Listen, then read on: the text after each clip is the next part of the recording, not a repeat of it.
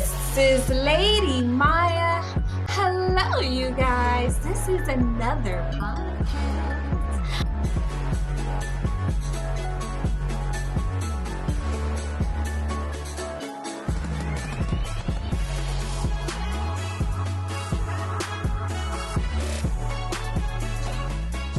I am here with Miss Diane. Okay. So I'll just tell you this. Miss Diane is an awesome woman, okay? So we were talking, and you know how I get. There's a lot for me to say. So I'll say this. Miss Diane is a very interesting individual because she knows more about divorce than I do. Okay, you guys? I mean, y'all know. But I'm not going to go there. But I will say this. I really respect everything that she said and everything. And I was just like, no, that's not me. No, that's not me. But she knew. She knew. She knows. Okay, so she has a center called Clarity Divorce Center, and which is in Canada, you guys. We're in Canada. Yes. So, my Mayan tribe, please welcome Miss Diane. Hello, beloved. Hello, and thank you for having me. Thank you. Yeah, and do I know about divorce? I'm chuckling because Miss Myya, I had three marriages as well, except my third one didn't go as good as yours, right? So, why do we do the things we do? And, why do we pick the professions we do? Well, let me tell you, if you want to know about divorce, I know about divorce. And then and then more evolved from that is learning why do I keep picking these men? And why do I keep doing the same thing over and over again? Right. And so this time I think I'm good. And you know what's the difference is I stayed single long enough to find me again. Mm-hmm. Right. And I think that's the key. People don't get it, but you go from one relationship to the next. And if you don't do some work in between or some kind of healing from, your past, your childhood, whatever it is, like do some healing and learn how to anchor back into yourself, you're just going to do the same thing over and over again. Right? Yeah. Right? That's true. It's very true. Listen, I am not the one to tell anybody that it's just like so easy because the putting in the work, you guys, I'm telling you, that thing will make you cuss a fuss all day long. But we don't cuss on this show. So we gonna behave ourselves. We gonna behave. So I will say this. You gotta listen. You gotta really, really hear her out because she's gonna give you a whole lot of tidbits that we don't really recognize all the time in today's society. And there's a reason why there's so many people that are not staying together. And now we got it to the point where the millennials don't even want to get married because of the fact that we can't get it. 100%. They don't want to. They'll live together. They have all these prenups and these coabs. And you know why? Because they've seen their parents struggle in and out of relationships. And they're like, oh, no, we're not doing that. And that generation is selfish enough. Like, I don't mean selfish in a bad way, like honoring themselves enough that they're like, oh, because they're more evolved, right? So they're like, no, we don't do that. And so good on them, good on them, right? Or even like I do a 12-week workshop on, why do we do the things we do in relationships? Why do we pick the partners we do? And I'm getting millenniums in there. I'm getting people between the age of like 24 to 32 that have never been married, but are like repeating patterns in relationship and they don't feel good about themselves. And they're like, I can't keep doing this. And, I have them now and they send me pictures of they got engaged and they're getting married and, they picked somebody really, really good. Right. So that's a big gift for me when they send me that, especially in that age group. Right. Yeah. They're not afraid to go to counseling. They're not afraid to do anything. They'll do it. Exactly. You want to put in the work. You really do. I think when you can like really invest into what it is that you are seeing for your future, I mean, I think that would be only right. Yeah. And, the thing is, too, is that people don't want to invest because they're too afraid of being alone. Right. And so you get divorced first time, things fall apart. You got the kids half time, hopefully, and it's heavy and it's hard. And so they boom, get into another relationship. And 2 months later, they're living together and they haven't even, dated for a year or two to really anchor a new relationship with now stepkids and kids. Mhm. And then, the rate on second divorces for second marriages is higher than first marriages divorces, right? And that goes to show you because we don't do the work. And doing the work, my God, is not fun. Like when I have to do it, and I'm like, oh my God, how do people do this? I'm really good at helping you and dishing it out, but I don't want to do the same thing. Obviously, I didn't do the work, right? Because, number 3, and that ended as well. So it's like, yeah, okay, well, maybe you start being your own counselor, Diane, maybe, like, do your work. So that's what I did. I did my work for 3 years, and, I'm actually better than I've ever been in my life right now. So that's good. But I want to give you a tip. So can I use you as an Absolutely. example? All right. So give me one thing, just the first thing that comes to your mind that you wanted. First, wait. Who you most like, your mom or your dad? Who you Neither. most like? No. So who are you most like? Little bits of most like. My dad. Okay. So what did you need from your mom when you were little that you didn't get? Attention. Okay. So do you see? Wow.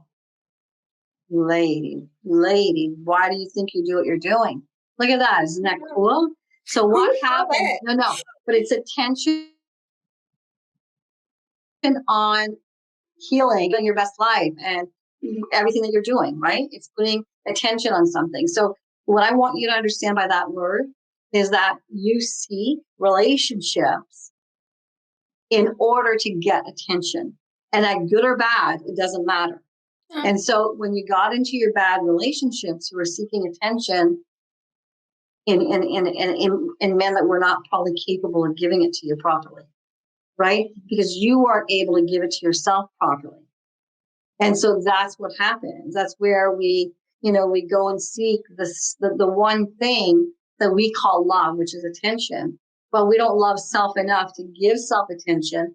Because if you loved yourself enough and you gave yourself attention, you probably would have never married number 1 or 2. Right? And so that's what happens. And then, the very thing that you think that brings you together, which is, oh my God, he's paying attention to me, is the very thing you're going to get divorced about because he's no longer paying attention to you. Right? And it's because you're not paying attention to you either. Right? Because you can't receive what you don't have. Right. Or what you don't own. Let's call it what you don't own. Right? And so now knowing that for you, attention is really, really big and it's your love language, right? So that's why I'm saying, even doing what you're doing now, in this video series and all that stuff, is to pay attention to something, right? So it's not pay attention to you necessarily. It's to pay attention to, what did you say? Is it living your best life, or living your best life with living your best life, right? So you're paying attention that this husband and this you and this what you're doing, that all helps into paying attention to living your best life. Does that make sense? Because at some point we evolve and then it all comes together. Yes. Right? And that's what happens with growth and consciousness. So the more consciousness, the more growth, the more that you're paying attention to you, the more your husband's paying attention to you, blah, blah, blah. Right? Right. Yeah. So that's one of the things that I teach. And, it's called your relationship blueprint. And it was really weird. Like I was teaching and I after my first divorce or my second divorce, I had 2 little babies, and I was just broken. Like, I had a breakdown, and I was working for one of the counseling agencies in Ottawa, and divorce wasn't rampant then. It was like 25 years, 27 years ago. And they said, go look at kind of a training that you can go do in order to be able to facilitate some divorce recovery groups, because there was nothing at that time. Mm-hmm. And Dr. Bruce Fisher's book dropped on me, and it's called Rebuilding When Your Relationship Ends. And I went to Colorado to get trained by him, and I met someone there, right? Because I thought, oh my God, here he is, and it's going to be beautiful, and he's aware, and he's conscious, and all of that kind of stuff. So I stopped my growth. I stopped my learning, by being with that person. And then we moved to New Jersey and spent, 10 years there, blah, blah, blah. However, in the middle of teaching, because I was teaching now the 12-week program, and I'm like, oh my God, everything I'm teaching you guys, I'm not even doing, because I'm not even happy. And then you're like, oh my, what am I doing? Right. And then you say, I got to do my own work. So, it's a challenge doing your own work and really standing and not settling. That's hard, right? Because settling is so much easier. No, it's not. It's horrible. I should know. Yeah. The worst. But I think, what you said, makes a whole lot of sense. I did look for, I looked it for validation from my mom, because my father wasn't around at all. And so it's just like, okay, Mom, well, something like, hey, how you doing? She was just like, what do you want? And I'm like, I just want to say I love you. Why? What is it? What is it about? And I was just like, never mind, I'll be in my room. And so when I started lashing out, it was because of that, because, okay, it's just me. Well, who's going to miss just me? And didn't help that I was a depressed child, either. So it was just like, and then my mom, I think my mom had it to whereas, she also suffered with social anxiety. So she just didn't handle it the way I did. Yeah. My mom just never talked to anybody else. I, on the other hand, was on the other spectrum. I would either cry or leave the room. So yeah, it was, I think, just kind of having the right attention was something that I really, really valued. Well, who wouldn't, right? Yeah. You're just a little person. Yeah. And you're wanting attention, like, talk to me. Yeah. Right? Like do something with me, like anything. Right. And she didn't know how, right? She didn't know how. She didn't know. And in fairness to, and that's what, people will say, because I always go back to your childhood or whatever. And people, I had a perfect childhood. And I'm like, either you thought I was perfect or not. There's not one parent on this earth that's perfect. Right? And there's not one parent that knows exactly what to give to a child all the time. That's not true, right? And there's also 2 parents in the equation. So, there's a whole bunch of stuff that happens. But, ironically enough, if you really, did you ever meet your dad after, or see him, or spend time with him? I think I was 30 by the time I saw him again. So, yeah. And did you notice, though, that in you, there are a lot of things that are the same as him? Oh, yeah. God. Yeah. I want to knock myself out half of the time because of it. Like, no, you can't do that. Yeah. But do you see how, like, you weren't even raised by him? You had some mannerisms that were the same as him. And so what happens is we come into this lifetime running one parent's blueprint. So do you have any kids? Yeah. Okay. I got 3. 3 kids from the same person? Mm-hmm. Okay. So I want you to look at your 3 kids, and I want you to look at, one or 2 of your kids is looking for attention. And then the other kids are looking for whatever, if they're running their other parent's blueprint, right? So we come into this world running one parent's blueprint. So I have a child, she's the oldest, and she runs verbatim all of my choices in men, my mannerisms, my way of seeing life, a lot in common, right? Mhm. And my youngest always said, yeah, well, you're the same as Tara and you're the same as, but she runs her dad's blueprint. So she's a lot more, and I'm going to call it, like, when she was younger, she was a lot more narcissistic, me, myself, and everything about me. And, really harder to connect and like not telling me a lot of stuff. Now, as she's grown up surpassing and by far her father, right? And only because she was raised by me, but it doesn't matter. She hardly ever saw him, Mhm. right? So it's like, how does that happen? Well, Right. it happens because, you come into this world healing or surpassing your parents, Right. right? Right. And healing because, like it or not, we're giving them, because we don't heal. As we heal, they heal. As we heal, they heal. Does that Mhm. make sense to you? Right. Right? It Mhm. So Yeah, if you because look me and at, my mom, we're my God, how close we are. We talk 3 times a day. which It's one? Who's crazy. that with who? My mother, You talk to her now for 3 times a day. 3 times a day, and I'm like, "Where were you when I was a child, lady?" And we talk like girlfriends. It's the weirdest thing to me, but, like, me and my dad, like, we talk when I call him because, like, you got to get him on a good day kind of situation. Mhm. I usually have to call my older sister and be like, "Hey, yo, is he over there?" Oh, he is. So he just not answering the phone on purpose. Got you. How did it get to a place? How did you get to that place where you're talking to your mom on the phone now? Like, what? How did you manage to get there? I had my first child. Okay, and Then she started talking to me because she cut the umbilical cord of my firstborn. Yep. interesting, interesting. And so she started to come out of her shell. Like she started to come out. It well, I think what happened was when she started seeing how I was responding to my daughter, because I did everything that I wanted my mother to do to me, to Yeah. my child, and she saw how that was happening. She was just like, she started doing it to my child too.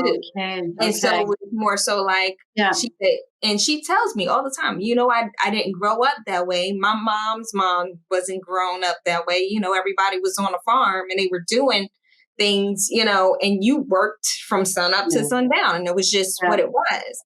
So I was just like, yeah, well, no, we don't live on a farm. Okay. So, Yeah. Yeah. but Yeah. they're So so that's exactly educated. what You would though. think, yeah, they're so educated.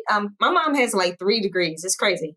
And I'm like, woman, really? And you couldn't figure this thing out? I Like, know, eh? Yeah. Because but you're not she the, said, are you the only child? No. no, I'm the oldest, Okay. Yeah. but yeah, she has the other one. She has the other one. Yeah, that's not, but that's her other ones. But I have an older sister, which is my father's oldest as well. And oh my gosh, we are so close. Like she'll call Oh, me and she's like, cool. yeah, But your we're mom had other kids after that you're not just close to one. Yeah, just one after me. and not close. No, we're not close at all. She's more like your mom. We don't know what she's more like. We don't. Like she's nothing like my mother. My mom is very timid. She's very mild mannered, very, sedity. Not sedity, but like she just Oh, very kept. She is nothing like that. And I'm like, no. whose child are you? We don't Oh know. well. Who knows? But anyways, who knows? And I mean, and you got to get into, like, for me, like, it's hard, but I'm trying to talk to you and then talk to everybody else out here and No, using you as an example. No, but it's hard to, like, really get into the crook of all of this kind of stuff. But, maybe the biggest message I always want to give to people is really, what? When you're leaving a relationship where you've been left and you're broken and you're having, you're going through healing, like, do this healing alone, like, just do this road, and give a timeline. Say, you know what, I will not meet anybody, or, even in my lonely days, I'm not going to get on this Timble or Tinder or whatever it's called and, go meet someone just for the hell of it, stay single for a year and do some, reconnecting to yourself and, really enjoying or really like nesting your home and, and if there's children involved, create a new, like this whole year of new traditions without bringing somebody else in, right? You haven't even anchored your traditions of just me and the kids now, right? Or me and the kids half time now. And people go, me and the kids, the boyfriend kids, that like seriously like don't do that, right? Or the best part I like is when I'm doing mediation because I founded the Separation Divorce Resource Center in Canada, and it was like a one-stop shop for all your separation and relationship needs, which now has turned to Clarity Divorce Center. And we have one in the East End and the West End. However, my biggest thing in mediation is when people come in and it's a consultation, and mostly men do this, comes in with his girlfriend, and I'm like, oh no. Oh no, this is not going to happen here. You can go outside and you can wait because I'm talking to him. Oh no, well, we're together. I'm like, I don't care how together you are. This mediation's happening with him and his ex-spouse. I can't have you anywhere near this, right? But I mean, like, why? You're not even out of your divorce. You haven't even signed a separation agreement. You haven't been divorced, and you're bringing in your girlfriend and you think, I'm going to just let her. Yeah, no. Yeah, no. So that's that. Yeah. So to me, it's really like, if I can teach anybody anything, is take some time, be alone, really look at, what was my responsibility in this? Because you know how we love to blame, the blame game, right?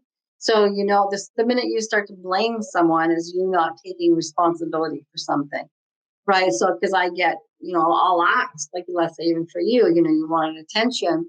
Well, yeah, he wouldn't do this and then he would. I don't care. It's about you. And if you needed attention and you communicated it and he wasn't doing it, then you have a choice, right? And so people rather stay in blame and then just keep spiraling into their blame versus getting into their choice of, if you're not getting what you need in this relationship, it's kind of time to go, right? If the other party is not meeting you, right? But people like rather complain for 10 years. No, I hear you. I think what happens too, and I think this kind of goes for a blanket for a lot of people.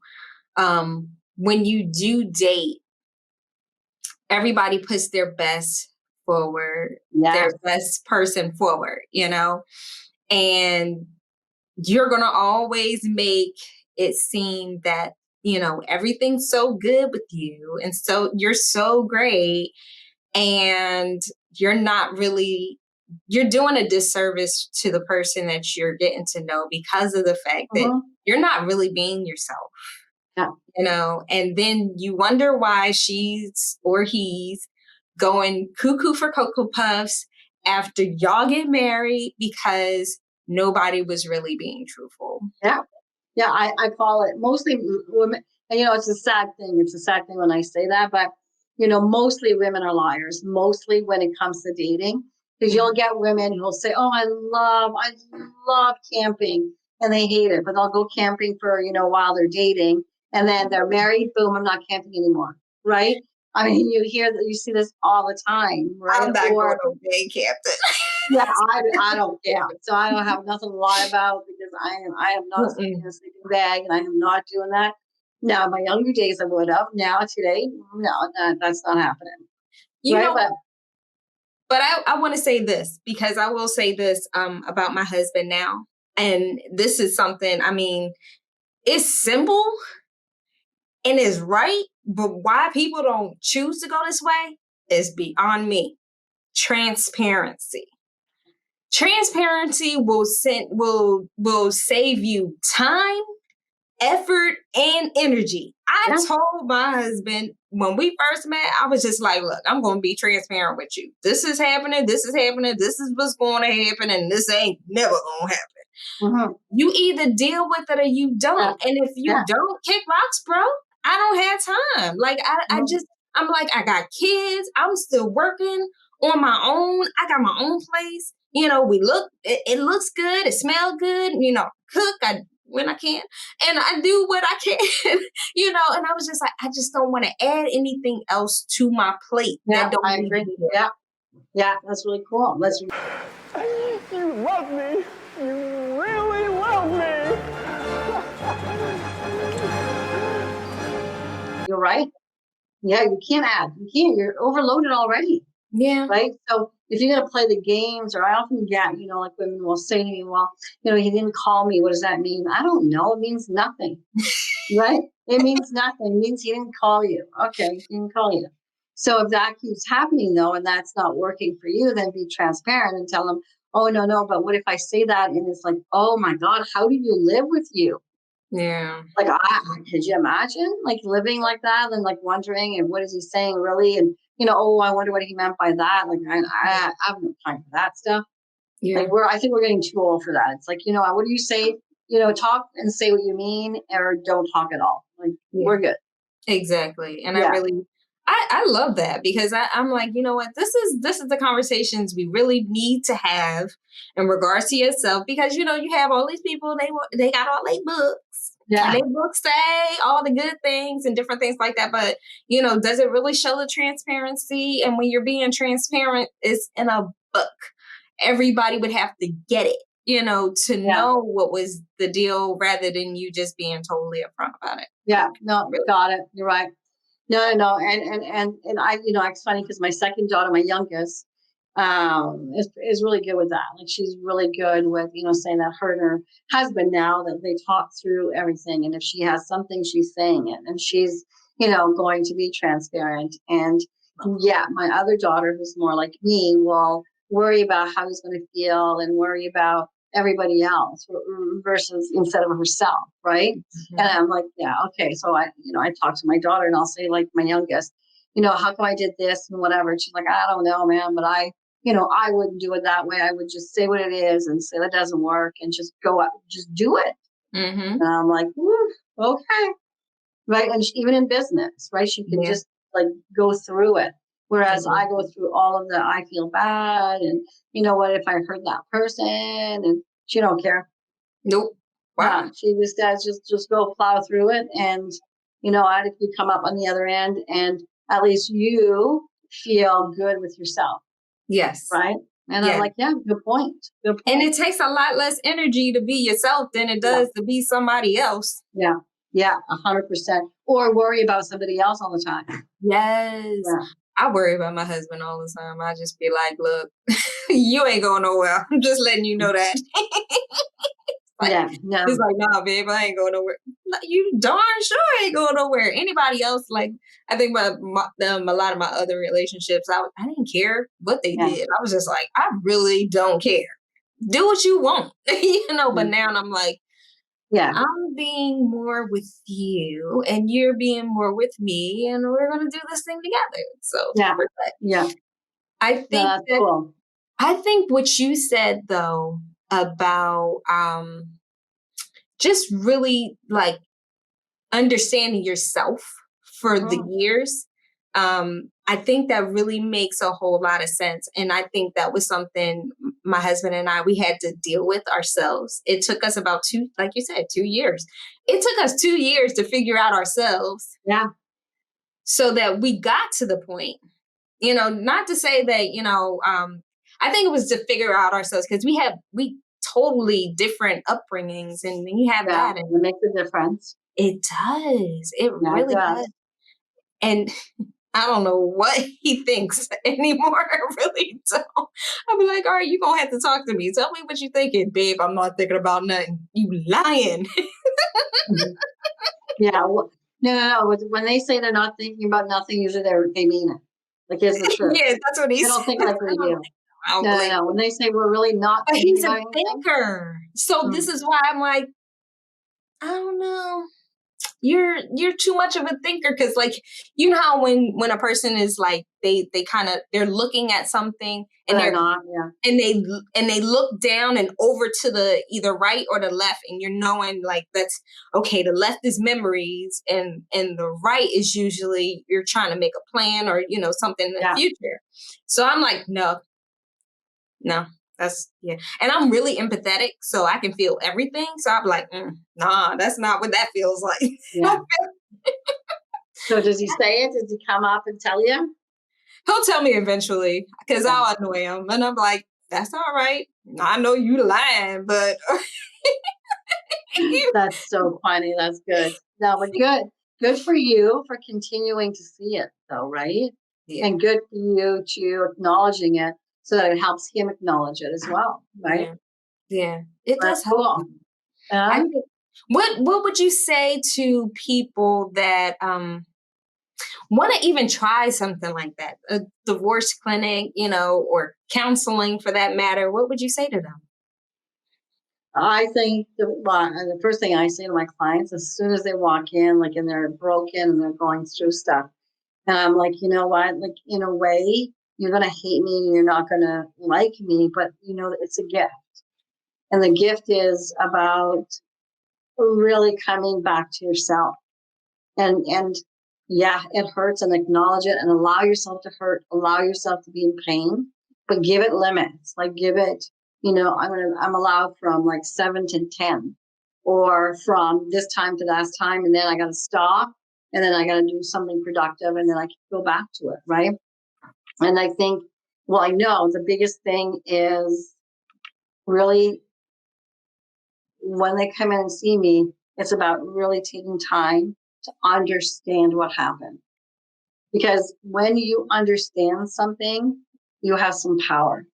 Mm-hmm. It's when you don't understand that you have zero power, right? And you are just in not understanding, so you're in depression.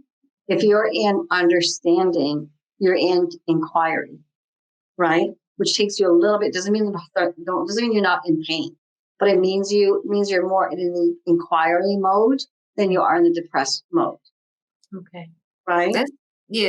I think that's something to really take in, like to do your work, to sit down. Let's think about some things. I like to get a pen and paper sometimes when I feel some type of way, and I know a lot of people try to get away from that. I don't like to write, or, I don't like to do this or do that. And I'm like, but at the same time, it's so therapeutic. It's something that can really, really help you to even see what you're thinking rather than 100%. Exactly. Rather than just like, oh, well, I know what I'm thinking. No, not really. You get that pencil on that paper, you'll know what you're thinking, because you'll have I tell clients to do that a lot. I tell them to write a letter to themselves to forgive themselves. And they're like, whoa, you want me to do what? And I said, I want you, because the client will come in, I should have done this, and I should have done that, and I should have done this, or I should have saw this. And I'm like, okay, let's stop here. And let's write a letter to yourself and forgive yourself for all the shoulds, right? Because you didn't know what you didn't know. No, you and didn't. Now you think you know, but you didn't know. You don't know what you didn't know, right? Because you didn't rock the boat, probably the marriage lasted longer than if you would have rocked the boat. So now let's rock the boat inside of yourself to see all the things you didn't rock, right? And so for me, you're right. So writing to me is probably the biggest healing anyone can do. I just really want to see more people take advantage of their mindsets, take more advantage of, just really kind of, getting the mindset, doing the work, like you said, just really doing the work, doing some excavation or digging or whatever you got to do to kind of get down to the nitty gritty. Like you said, it could kind of stem from how you grew up. It can stem from your parents. It can stem from so many different things that's happened to you up until that point that you decided that you wanted to, bring somebody else in your drama. But I'm sorry. bring someone else into your life. Drama. No, your drama's good. Your drama's good. That is your own drama. Yeah. But I think it's really, really interesting, everything that she has said. And I really hope that you guys get something from this, because it's a very, very interesting topic. You know what? She's giving you all her information. I'll make sure I have the description below as well. I'm going to give everyone the chance and the opportunity. Hey, just say something to your phone, record it. 2 minutes. Say something to your phone and listen to yourself and see what you say. The crappery is going to be real. That's all I'm saying. I'm just saying. And, you know, that's a good step, right? Like almost like go blah, blah, blah, you know, and then listen to yourself, right? And then listen to what you would say to a girlfriend. Is your girlfriend, when your girlfriend's saying these things, what would you be saying to her, right? Then say it to yourself and see, you know, start to shift it that way. So that's a good point. Really good point. Yeah, I used to say that, and I'd be like, ooh, I can't stand my voice. That's all right. Okay. It is what it is. But I'm going to say this, you guys. It's about that time. I appreciate you, Miss Diane. You have been absolutely fun and phenomenal. And just, I mean, the things that you've given, just me, if not the people that have been listening, just to think about. I think that is just really, really fair assessment of different things that we didn't take into consideration. It wasn't taught by no way in any form, whether teaching at home or at school or, you know, work or counseling. You know? So these are things we definitely want to say thank you so much. I mean, I really, really appreciate your time, your effort, and your energies that you've given to me on this platform. And I think it's absolutely amazing. And I only hope that everything works out for you and that more people will be like harassing you. Hey, Diane, we gotta talk. Yeah, that's cool. All right, Madame, thank you for having me. This was fun. This was good. Good talk. Good talk. So much fun. So much.